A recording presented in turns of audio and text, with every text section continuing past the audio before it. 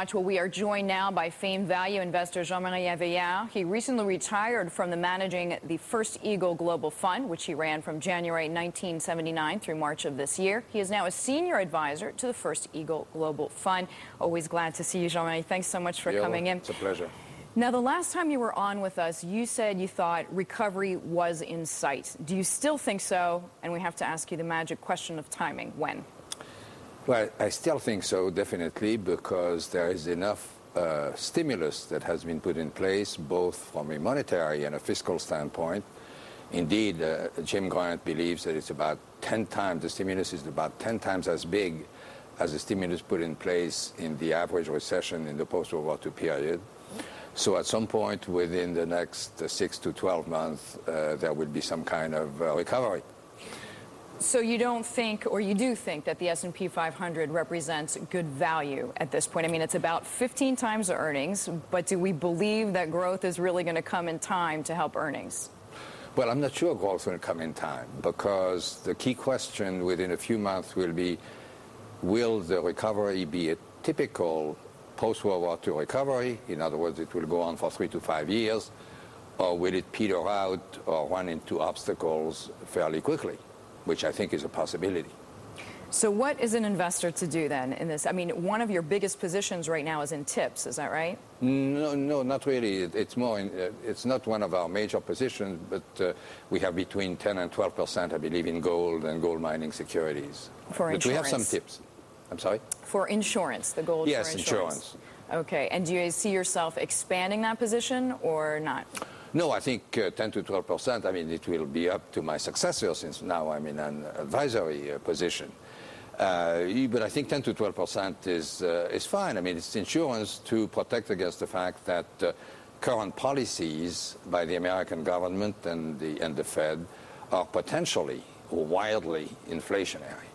Now, speaking of the Fed, the foreign exchange market seems to be pricing in a move by the Fed to increase interest rates before the year is up. What do you think the likelihood of that is? Does that ring true to you? It's almost it, I think, because the Fed understands that there was a major financial crisis. They were slow to understand that, but for a while they've understood it.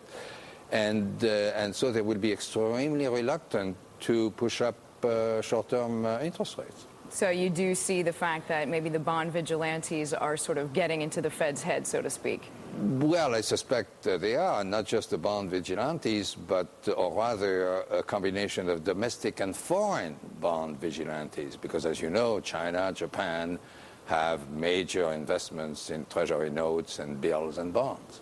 The last time you were on with us as well, you were looking a lot overseas for investment ideas. India was one major area you were considering. Is that still on your radar screens? Is that still a big part of your strategy? I think it's definitely on the radar screen of my successor, because if you look out not 6 months, but if you look out 5 to 10 years, I mean, there will continue to be investment opportunities in the U.S., Europe, and Japan, but the future is in Asia, outside Japan.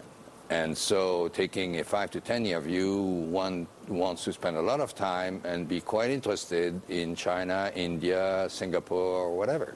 What do you think is the best way for an investor who maybe is just your average retail investor, but who wants to take advantage of that kind of growth? What's the best way to do it?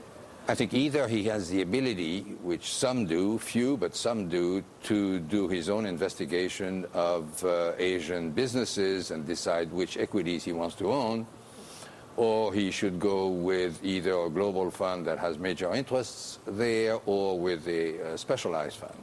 Most surprising thing that you're seeing right now, Jean-Marie, in the markets, the most actionable idea that you see right this second? The most actionable, I mean, again, we're long-term investors. After equity markets, not just in the U.S., but throughout the world, have gone up 30, 35, 40% or more over the past 3 months or so, ideas that are immediately appealing are few, except, specific securities here and there. So you're really into a stock pickings market.